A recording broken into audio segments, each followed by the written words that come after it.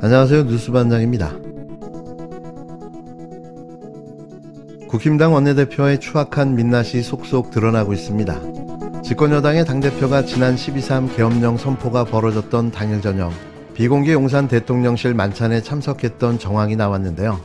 사전에 내란을 공모했고 그에 따라 그날 밤 계엄령 발표 직후 국회에서 국힘당 의원들의 본회의 참석을 방해하고 또 국회의장에게 시간을 달라며 계엄 해제 결의안을 지연시키는 방식으로 내란 숙의 윤석열과 공모한 정황이 만천하에 드러난 겁니다. 이제야 퍼즐 조각 같았던 추경호 원내대표의 엽기적 행각이 밝혀진 건데요. 공모가 아니라고 우겨댔던 추 원내대표의 새빨간 거짓말을 한방에 무너뜨리는 명백한 정황 증거인 거죠. 이번에는 또 어떤 거짓말을 할까요? 민주당에 제보가 들어왔습니다. 띄워주세요. 추경호 원내대표가 12월 3일 오후 비상계엄이 선포되던 12월 3일 오후 단골 이용원에서 머리를 했고 그리고 그 자리에서 용산 만찬에 간다는 말을 했다. 이 얘기를 고지고대로 믿을 수가 없죠, 지금은. 그래서 사실관계 확인을 해봤습니다. 단골 이용원, 광화문에 있는 단골 이용원에 간 사실까지 확인이 됐습니다. 이 제보자는 추경호 원내대표와 전혀 관계가 없고 이 이용원과도 관계가 없어요. 그런데 이용원에서 들은 얘기를 지인을 통해서 들었습니다. 그러니까 굳이 거짓말을 만들어낼 그런 이유가 전혀 없는 제보자로부터 이 얘기가 들어온 거예요. 그래서 사실관계 확인을 하고 있는 중입니다. 일단 이용원에 간 사실까지는 확인했습니다. 녹취 재생하겠습니다. 여보세요? 이용원 맞나요, 선생님? 네, 맞습니다. 저 전화드린 국회고요. 네. 혹시 개엄하는 날 당일날 네. 추경호 원내대표가 혹시 머리 자르고 간 게 있나요, 오후에? 네. 자르고 가셨어요? 네. 혹시 몇 시쯤 오셨는지 기억이 안 나시고요? 5시 한 50분에 오셨어요. 5시 50분쯤에? 네. 네. 이 이용원 사장님은 용산 만찬에 대해서 질문을 했을 때 답변을 머뭇거리고 누군지 신분을 재확인한 다음에 그런 얘기는 들은 바가 없다라고 일단은 부인. 1분 더 드리세요. 제가 드리고 싶은 말씀의 요지는 이게 내란 사건과 관련된 것이고 이 제보가 사실이라면 추경호 원내대표가 사전에 이 내란 모의를 알았을 수 있다. 이 내란 계획을 사전에 이 만찬장에서 들었을 수 있다.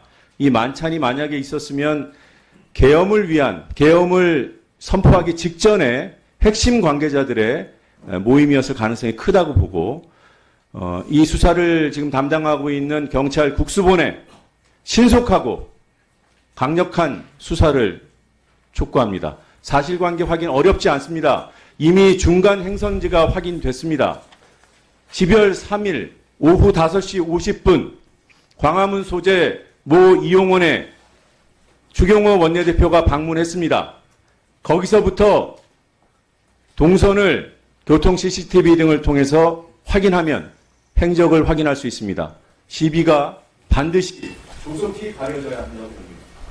더불어민주당이 9일 추경호 국힘당 원내대표의 의원직 제명안을 국회에 제출하겠다고 밝혔습니다. 또 민주당은 가용할 수 있는 모든 자원을 활용해 내란에 대한 상설특검, 일반특검, 국정조사도 추진합니다. 황정아 민주당 대변인은 이날 최고위 직후 기자들과 만나 오늘 추 원내대표에 대한 의원직 제명안을 제출할 예정이라고 밝혔는데요. 또 황 대변인은 한 총리에 대한 탄핵도 준비 중이라고 전했습니다. 그는 한 총리에 대한 탄핵 추진 논의가 한창 진행 중이라며 여러 가능성을 두고 조만간 탄핵 추진을 할 것인지 결론낼 것이라고 말했는데요. 황 대변인은 지난 주말 윤석열에 대한 1차 탄핵안 부결 이후 한동훈 대표와 한덕수 국무총리가 사실상 국정 주도권 획득을 시도하며 위헌 위법한 내란 사태를 지속하고 있다며 당에서도 이를 2차 내란으로 규정하고 있다고 말했습니다. 이어 한 총리와 한 대표가 공동으로 국정 운영을 하는 것은 위헌이다. 국민이 선출하지 않은 권력이 대통령 권력을 행사하는 것은 불법이라며 한 총리는 비상계엄 내란 수사 대상이다. 계엄령은 국무총리를 거쳐서 발동하게 되어 있고 계엄 직전 국무회의도 참석했다. 한 총리가 불법 행위를 방조한 건 확실하다고 강조했습니다. 이 정권은 어느 누구 하나 내란죄에 엮이지 않은 인물이 없을 정도인데요. 특히 한덕수 총리와 국무위원 그리고 집권여당 당대표의 내란죄 공모는 가히 충격적이기까지 합니다. 물론 가담 정도에 따라 범죄의 경중도 달라질 텐데요. 하지만 아무런 죄의식 없이 벌인 이들의 집단 내란 가담은 역대 가장 추악한 역사로 기록될 겁니다. 특히 추경호 원내대표는 이렇게까지 했어야 했던 이유가 궁금할 지경인데요. 공천 대가 20억. 그것 때문이었을까요? 이렇게 한 방에 훅 가는 겁니다. 서정욱 변호사한테 들은 거니까 서정욱 변호사한테 한번 했어요. 네. 김건희 여사랑 통화했다라는 거예요. 한동훈 김건희 통화? 아니. 서정욱 변호사가 네. 김건희랑 자주 계엄 다음 자주 통화하니까 계엄 후에 통화를 했다고요? 계엄 후에 이제 다 수습되고. 네. 그러니까 계엄 끝나고 끝나고. 목요일쯤 아마 통화한 것 같아요. 예. 서정욱이 얘기를 했는데 김건희가 다른 거는 하나도 얘기 안 하고 한동훈 욕만 했대요. 민주당 얘기, 이재명 얘기 뭐 이런 얘기 안 하고 한동훈 욕만 뭐 몇 분이나 했는데 다 거의 다 한동훈 욕이었고 그 18명 거기에 그 찬성한 사람들 이 사람 욕만 했다. 계엄 해제 찬성한 사람들 이 사람들 욕하고 한동훈 욕만 했다라는 겁니다. 그러니까 윤석열, 김건희의 한동훈에 대한 증오는 어마어마해요. 한동훈이 모를까요? 그러니까 사실은 못 믿으니까 빨리 직무정지해야 된다라고 하다가 내 큰 눈앞에 뭔가 나한테 이거 지금 먹을 게 떨어지니까 그걸 법석 문 건데 독약이 들었어 지금 거기에. 모질이라니까 한동훈은 진짜. 9일 JTBC 장르만 여의도에 출연한 김준일 시사평론가가 찐윤이사로 분류되는 서정욱 변호사에게 들었다며 계엄 해제로 실패한 내란 사태와 관련해 윤석열 부인 김건희 씨와 통화한 내용을 전했는데요. 그 내용은 진짜 개 어이없었습니다. 뭐 이런 인간이 다 있나 싶었는데요. 아니 이쯤 되면 인간이길 포기한 거죠. 김건희 씨가 계엄령 실패의 책임을 국힘당 한동훈 대표와 계엄 해제 의결에 참여한 18명의 국힘당 의원의 탓을 하며 싸잡아 쌍욕을 했다는 내용이었는데요. 정말 미친 거 아니냐는 말이 저절로 나옵니다. 김준일 평론가는 서 변호사가 김건희 씨랑 통화했다며 두 분이서 자주 통화하는 사이라고 밝히고는 그 내용을 전했는데요. 계엄 해제 이후 이제 다 수습됐고 그러니까 계엄이 끝나고 목요일쯤 아마 통화한 것 같다며 김건희 씨가 다른 거는 하나도 얘기 안 하고 한동훈 욕만 했다는 겁니다. 민주당 얘기, 이재명 얘기 뭐 이런 얘기는 안 하고 오직 한동훈 욕만 몇 분이나 했는데 거의 다 한동훈하고 18명 거기에 찬성한 의원들 욕만 해댔다는 건데요.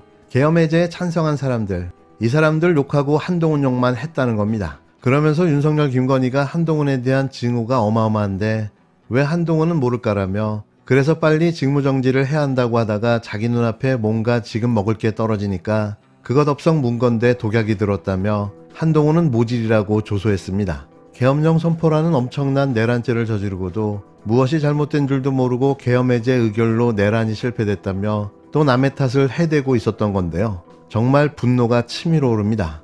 내란 수괴는 윤석열이 아니라 김건희가 아니었을까요? 지금 당분간은 윤상현의 입을 주목하면 됩니다. 윤상현? 예, 윤상현의 입에서 나오는 게 윤석열의 목소리예요. 왜 그렇죠? 뭐 그렇게 됐어요 그냥. 지금 정리가 그렇게 됐고요. 그래요? 용산에서는 거기 빨라요, 빨라. 차기 빨라요. 대선 후보로 윤상현을 생각하고 있어요. 용산에서. 대선 후보요? 차기 대선 후보로 한동훈 죽이고 한동훈 안 되고 윤상현을 지금 밀고 있다라고 정도로 보시면 돼요. 그러니까 이거는 뭐 그 정도 분위기다 이렇게 보시면 될 것 같고. 예.